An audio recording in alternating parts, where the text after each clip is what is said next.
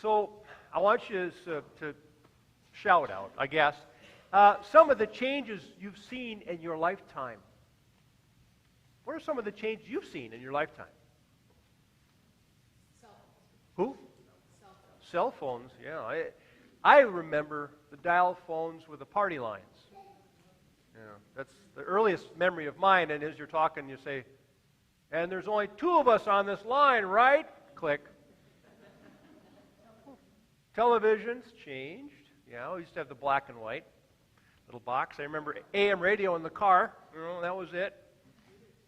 3 channels that you had to hold the TV antenna and then watch the show, right? One channel, huh? Computers have been something else. I remember as a kid getting a calculator. Ooh, a calculator for the first time.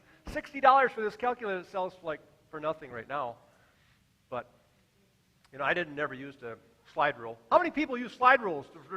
Yeah, there you go.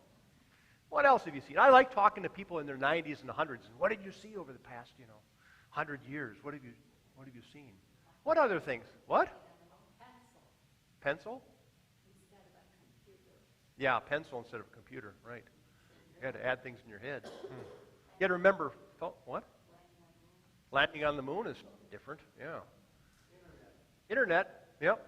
Remember the dial-up? And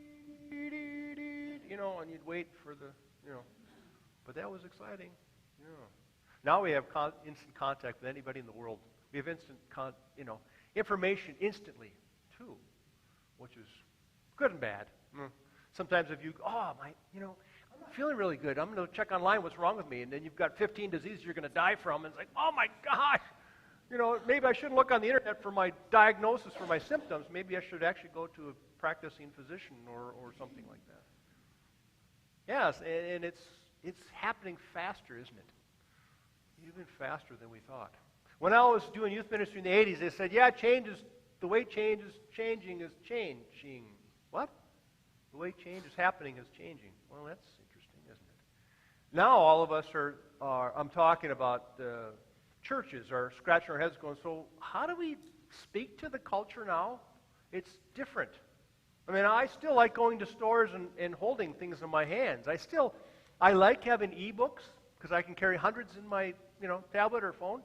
But I also like to have the smell and the feel of new books, too, and hold them in my hands. So I've got hundreds of each. But it seems like now it's, you just click and order it and it comes to your door. And sometimes that's really nice to have. And I do that too, but it's also nice going to the store. But I think with the culture now that it seems like it's convenient just to, be at home and do your work and talk to your friends. And I find it interesting too that, some kids are just as lonely now as I was sitting on the hill in my farm in the middle of nowhere. And they've got instant access to everything, communication-wise, with people anywhere. But still, there's a sense of loneliness. I can't figure that one out. And what do? Well, we don't really know at this point. We're trying, try something, throw it against the wall, see if it sticks. Try it. And I think, when John was approaching the Sadducees and Pharisees, or when they approached him, I think he was looking at them saying, busters, you need to rethink of how you're acting and what you're doing and your theology. You've got a lot of stuff you're holding true to. You've held it for years, but it's changing. And the big change is the Christ who's coming after me. I'm telling you about this now to prepare you, but keep in mind, it's not going to be the same thing as what you're used to. You need to change with it. Your old ways are not going to work. And by the way, it's more than just knowing something. It's doing. Action with your faith to show forth your faith. And James talks all about that. But John has been saying that, and Jesus says the same thing. You may have a good sense of theology and a good sense of relationship with God, but if it doesn't go any further than just in here, then you need to make some changes. They often call Lutherans the frozen chosen. I don't know. I don't really believe that because I see a lot of people here working and doing and serving in whatever capacity. I don't see that happening. But it's a charge that he gives to all of us to continue working and acting and showing forth your faith whenever you can. And for the Pharisees and Sadducees, and for some of us, to reinvent our lives, reorient our lives. Life reimagined. How is it different now when you're 50s, 60s, 70s, 89 than when you're 20s, 30s, and teens? And how is your faith different? And how are you serving different? And how are you adapting to the changes in your body and changes in your mind and those kinds of things? And who are you inviting into your lives to journey with you in these? Who is your partner?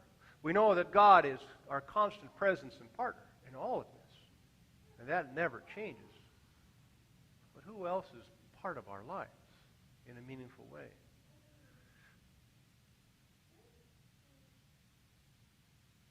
Jesus draws their attention to something new, calling them the brood of vipers. And I can imagine that was the worst criticism he could have ever given them, because if they know their scriptures, and they know vipers, snakes, as all the way back to the fall, right? He's calling them vipers, snakes. We know that the tempter in the garden was a snake.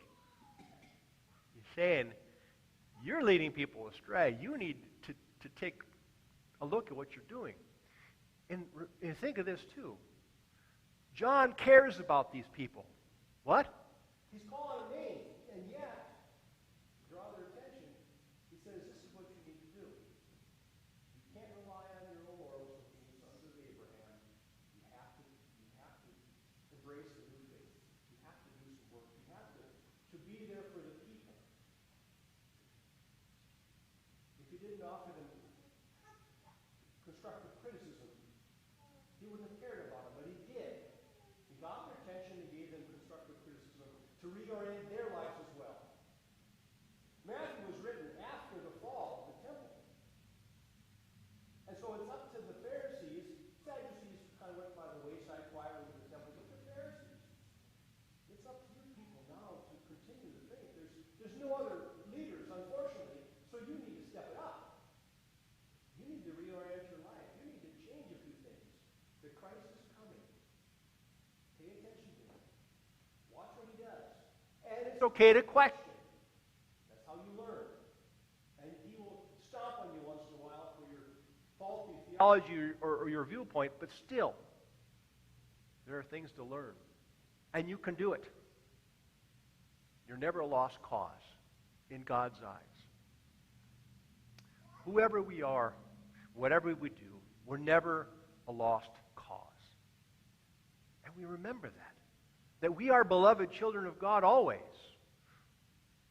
if we embrace that and live into that. And John is asking that very thing, to get the people starting to think about this, because Jesus is on his way. He's coming the next few verses to be baptized by John and then start his journey into the light, to bring forth the light of God into people's lives. And we, coming upon the Christmas season to come, we're preparing ourselves, our hearts, for the Christ child who's to bring light into our lives and reorient us to a new way of life in Christ. We celebrate that. We celebrate John. We celebrate the Christ child. Amen.